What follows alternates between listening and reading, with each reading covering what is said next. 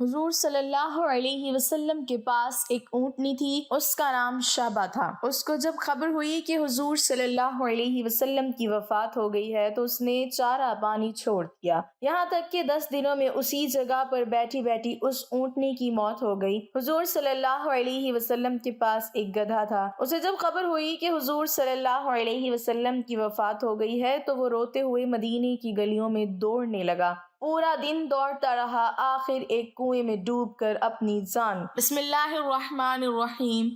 اللہ کے پیارے حبیب حضرت محمد مصطفیٰ صلی اللہ علیہ وسلم انسانوں کے ساتھ جمادات و نباتات اور جانوروں پر بے حد و بے پایاں مہربان تھے۔ حضرت انس بن مالک رضی اللہ تعالیٰ عنہ بیان کرتے ہیں کہ ایک دفعہ آپ صلی اللہ علیہ وسلم ایک صحرا کے پاس سے گزرے، وہاں ایک گروہ نے ایک ہرنے کو شکار کر کے ایک بانس کے ساتھ باندھ رکھا تھا۔ غیب سے ایک ندا آئی، یا رسول اللہ صلی اللہ علیہ وسلم۔ سرکار دو عالم صلی اللہ علیہ وسلم نے دیکھا کہ آپ صلی اللہ علیہ وسلم کو ہرنی نے پکارا ہے۔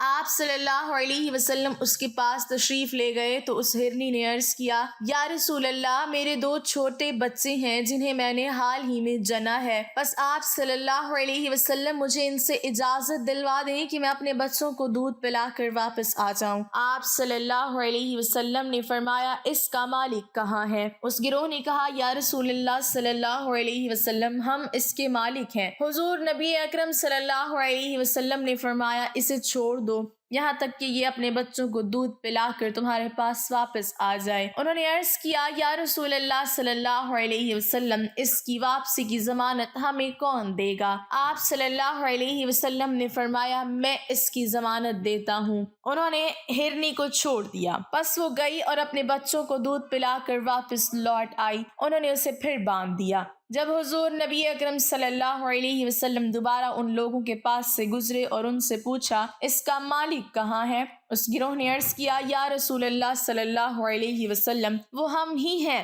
آپ صلی اللہ علیہ وسلم نے فرمایا، کیا تم اس ہرنی کو مجھے فروخت کرو گے؟ انہوں نے عرض کیا، یا رسول اللہ صلی اللہ علیہ وسلم، یہ آپ کی ہی ہے۔ بس انہوں نے اسے کھول کر آزاد کر دیا اور وہ چلی گئی۔ دوسری روایت کے مطابق ہرنی نے آپ صلی اللہ علیہ وسلم کا شکریہ ادا کرتے ہوئے کہا، میں گواہی دیتی ہوں کہ اللہ کے سوا کوئی عبادت کے لائق نہیں اور آپ صلی اللہ علیہ وسلم اللہ کے رسول ہیں۔ ایک اور واقعہ حدیثوں میں لکھا ہے کہ ایک بار حضور صلی اللہ علیہ وسلم صحابہ کرام کے ساتھ ایک جگہ پر بیٹھے ہوئے تھے۔ کافر لوگ تھوڑی دور پر بیٹھے حضور صلی اللہ علیہ وسلم کا مذاق اڑا رہے تھے۔ اتنی دیر میں وہاں سے ایک دیہاتی آدمی گزرا۔ اس نے کافروں سے پوچھا کہ یہ سامنے کون لوگ بیٹھے ہیں؟ تو کافروں نے بتایا کہ یہ محمد ہیں اور ان کے ساتھی ہیں۔ اس دیہاتی نے پوچھا کہ یہ کیا کہتے ہیں؟ کافروں نے کہا کہ یہ کہتے ہیں کہ میں اللہ کا رسول ہوں، تم لوگ میری مان لو تو دنیا و آخرت میں کامیاب ہو جاؤ گے۔ اس دیہاتی نے کہا، اچھا میں دیکھتا ہوں۔ اس دیہاتی کے ہاتھ میں مری ہوئی گوہ ہوتی ہے، یہ چھپکلی کی طرح ایک جانور ہوتا ہے، یہ دیواروں پر چپک جاتی ہے۔ اس دیہاتی نے حضور صلی اللہ علیہ وسلم کے سامنے وہ گوہ پھینکتے ہوئے کہا کہ اے محمد، اگر یہ گوہ گواہی دے دے کہ آپ اللہ کے رسول ہیں تو میں ابھی کلمہ پڑھ کر مسلمان ہو جاؤں گا۔ اس دیہاتی نے مذاق اڑانے کے لیے حضور صلی اللہ علیہ وسلم سے یہ باتیں کہی تھیں۔ حضور صلی اللہ علیہ وسلم اپنی جگہ سے اٹھے اور اس گوہ کے پاس آ کر کھڑے ہو گئے اور پھر فرمایا کہ اے گوہ، اٹھ جا اور گواہی دے۔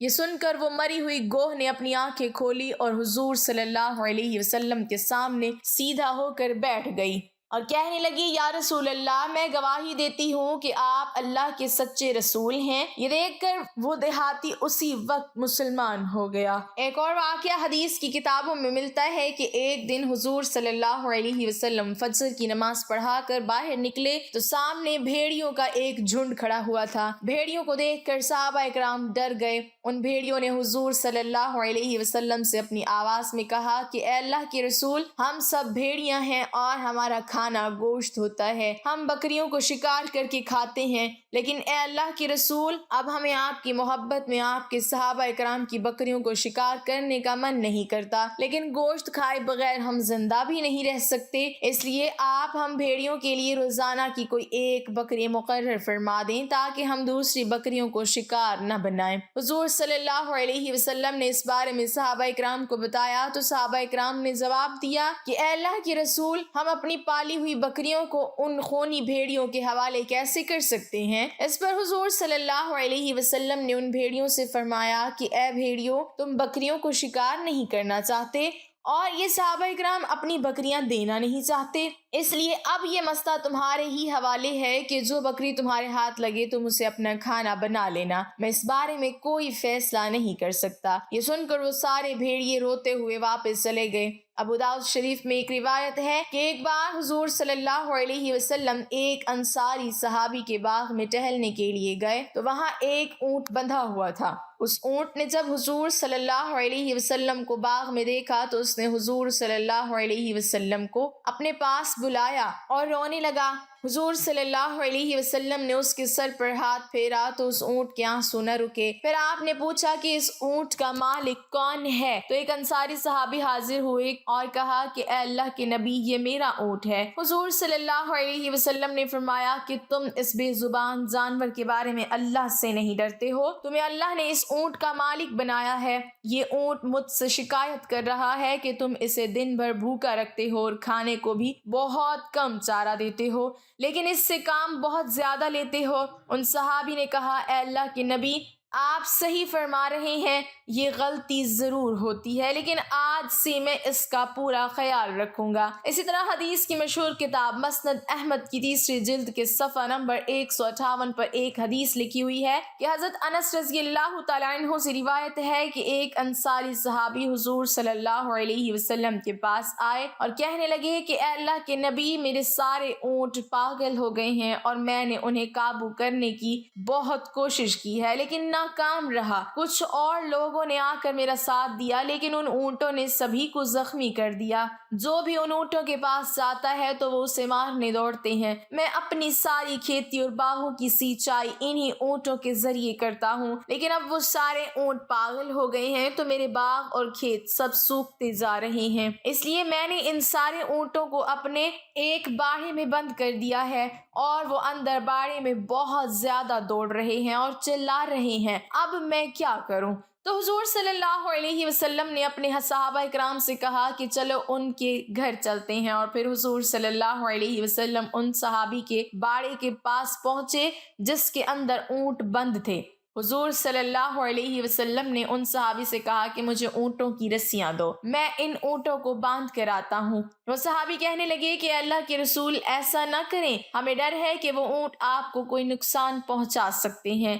حضور صلی اللہ علیہ وسلم نے فرمایا کہ تم پریشان نہ ہو، تم لوگ باہر ہی رہنا اور مجھے رسیاں دو، میں انہیں باندھ کر آتا ہوں۔ اور پھر حضور صلی اللہ علیہ وسلم ان رسیوں کو لے کر باڑے میں داخل ہوئے اور دروازہ اندر سے بند کر دیا۔ اونٹوں نے جیسے ہی اندر کسی آدمی کو آتا دیکھا تو وہ دور سے ہی تیزی سے اسے مارنے کے لیے دوڑے، لیکن جب پاس آ کر ان اونٹوں کی نظر حضور صلی اللہ علیہ وسلم پر پڑی اور دیکھا کہ یہ تو اللہ کے نبی محمد صلی اللہ علیہ وسلم ہے تو سارے اونٹوں نے حضور صلی اللہ علیہ وسلم کے قدموں پر اپنا سر رکھ دیا۔ پھر حضور صلی اللہ علیہ وسلم نے ایک ایک اونٹ کو رسی سے باندھ کر کھونٹوں میں باندھ دیا اور پھر دروازہ کھولا تو وہ صحابی یہ منظر دیکھ کر حیران رہ گئے اور کہنے لگے کہ اے اللہ کے رسول میں گواہی دیتا ہوں کہ آپ اللہ کے سچے رسول ہیں۔ نبی حضور صلی اللہ علیہ وسلم کی ہستی تو وہ تھی کہ جن سے انسان تو کیا جانور تک محبت فرماتے تھے۔